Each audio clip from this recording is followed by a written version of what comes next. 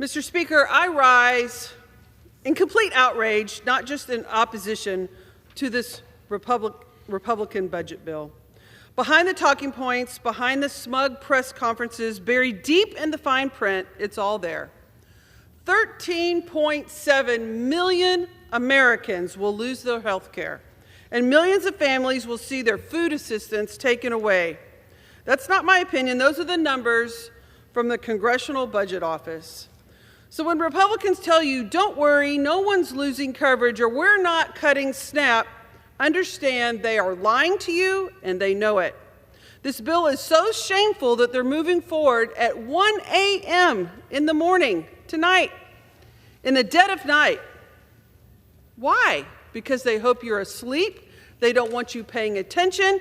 They don't want you to know what they're in fact truly doing. They hope you are not watching, and they hope no one notices until it is too late.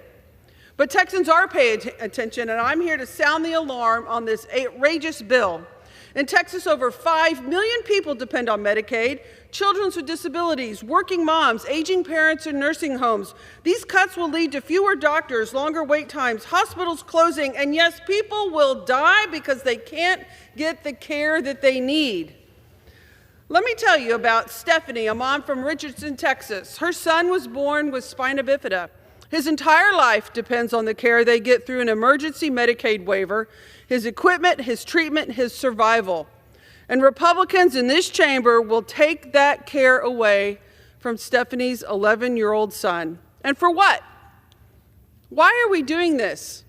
Why are we causing so much pain across so many families in this country who depend for basic needs so that Trump and his friends can have a huge tax cut?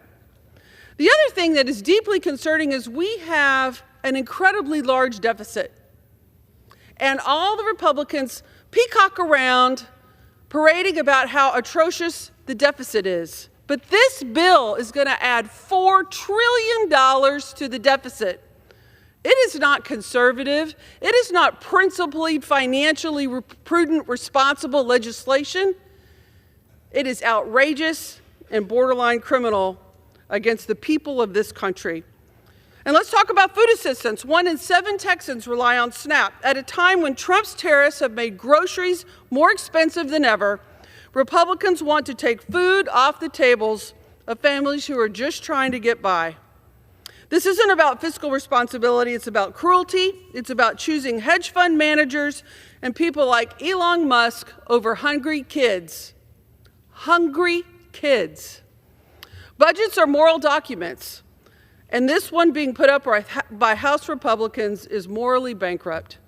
I will not be voting for a bill that abandons families like Stephanie's and lets kids go hungry, that sells out our most vulnerable neighbors just to pay for another tax break for those who definitely do not need one.